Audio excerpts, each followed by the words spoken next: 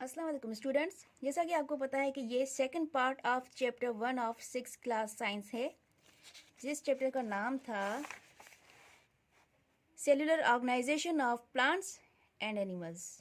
हम टिश्यूज़ और ऑर्गन्स तक पहुँचे थे। अभी हम उसका रिमेनिंग पार्ट कवर करेंगे। Similar types of tissues together make organs that have particular function. जो सिमिलर टाइप्स ऑफ टिश्यूज़ होते हैं वो मिलकर ऑर्गन बनाते हैं दैट हैव पर्टिकुलर फंक्शन, जिसके मुख्तलिफ फंक्शंस होते हैं, जिनका मुख्तलिफ काम होता है। जैसे कि हमारा हैंड है, हमारा ये सारा हैंड है, इसका काम क्या है? चीज़ों को मूव करवाना, चीज़ों को पकड़ना, किसी चीज़ को पकड़कर दूसरी जगह रखना।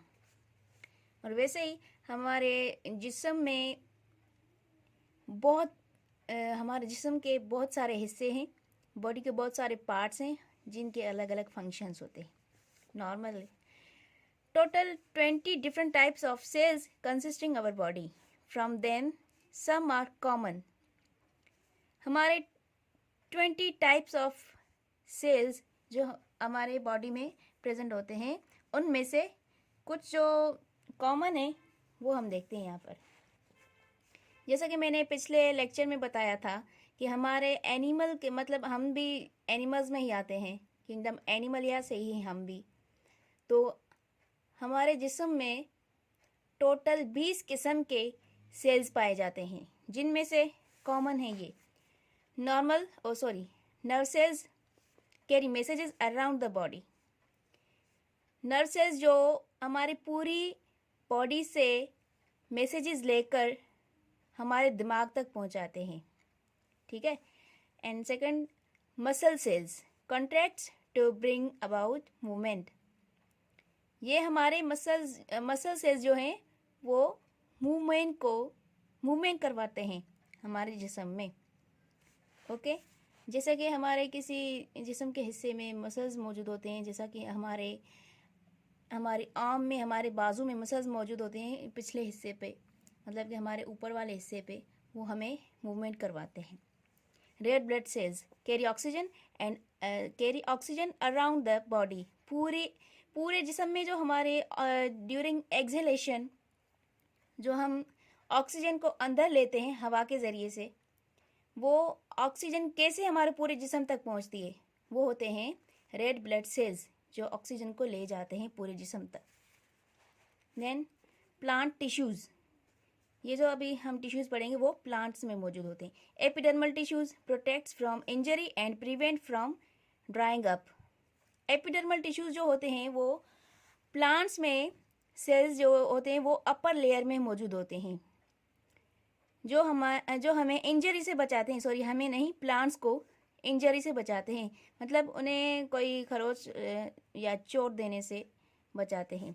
And prevent from drawing up, और उन्हें खुश्क होने से भी बचाते हैं। Photosynthetic tissues makes food for the plants through photosynthesis. Photosynthesis जो कि एक प्लांट्स में एक प्रोसेस होता है जिसके ज़रिए प्लांट्स खुद का खाना खुद तैयार करते हैं।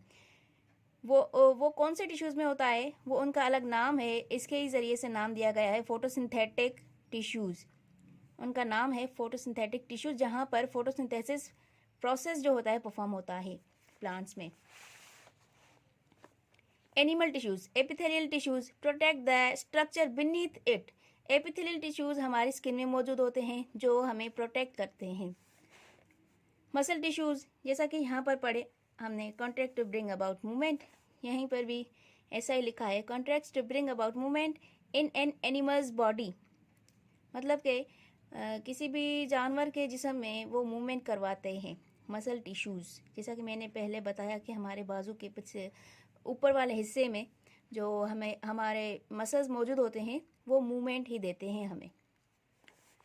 पार्ट्स ऑफ प्लांट्स, ये मैं आपको बुक से भी पढ़वा सकती थी, लेक्चर में बुक से भी बना सकती थी, इंग्लिश बुक से, पर मैंने नहीं बनाया। मैंने सोचा कि बच्चों को जो इजी लगे, ये नोट्स मैंने आप बच्चों के लिए ही बनाए हैं, स्टूडेंट्स के लिए ही बनाए हैं। ये नोट्स आपके लिए बहुत हेल्पफुल रहेंगे। वैसे वो जो बुक में चैप्टर सारे होते हैं, वो चैप्टर बहुत लेंदी होते हैं, उनके बहुत सारे पेजेस बनते हैं, और मैंने सिर्फ 4 पेजेस पे ही ये नोट्स 3 पेजेस पे ही बनाए हैं, जैसा कि आपको इजी लगे। Parts of plants: leaves, roots, stem, flowers, ये सारे पार्ट्स होते हैं प्लांट्स के। लीव्स, अब हमें एक एक कर पढ़ेंगे। Leaves, food factory of plants, make food for plants. जैसा कि मैंने यहाँ पर बताया कि फोटोसिंथेसिस एक प्रोसेस होता है जिनके ज़रिए प्लांट्स खुद का खाना खुद तैयार करते हैं। वो कहाँ पर होता है? वो लीव्स में ही होता है। फोटोसिंथेसिस लीव्स में ही होता है। सो इसीलिए वहाँ पर खाना बनता है लीव्स में, तो लीव्स को इसीलिए फूड फैक्ट्री कहा जाता है, food factory of plants. Okay. Roots, absorb water and dissolve minerals from soil. Roots जो होते हैं वो धरती की मिट्टी जो होती है, धरती में आपको पता है कि धरती में वो उगते हैं। सो वहाँ पर जो मिट्टी होती है जिसमें वो रूट्स पहले पहले बनती हैं, वहाँ से वो मिनरल्स भी लेते हैं और वाटर भी लेते हैं। वो रूट्स जो हैं मिनरल्स और वाटर लेकर प्लांट के पूरी बॉडी में पहुंचाते हैं।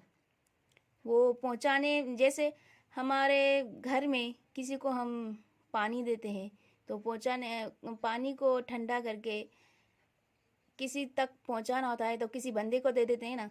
वैसे ही प्लांट्स में क्या होता है, जो रूट्स हैं वो वाटर और मिनरल्स लेकर जाइलम को देते हैं, और जाइलम क्या करता है? जाइलम पूरे प्लांट को पहुंचाता है जाकर। ओके।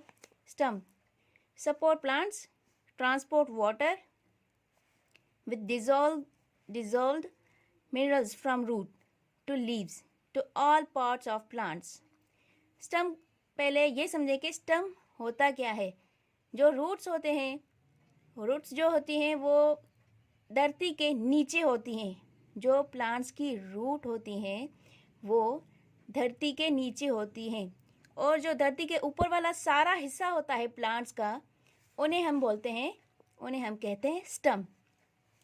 वो क्या करता है? सपोर्ट प्लांट्स को सपोर्ट करता है, और transport water with dissolve minerals. जैसा कि मैंने बताया कि रूट्स जो वाटर और मिनरल्स लेती हैं धरती के अंदर से, तो स्टम जो है वो सारा प्लांट का हिस्सा है ना, तो वो सारे प्लांट के हिस्से में पहुंच जाती है जाइलम की मदद से, पर वो जाइलम भी स्टम में ही मौजूद होता है।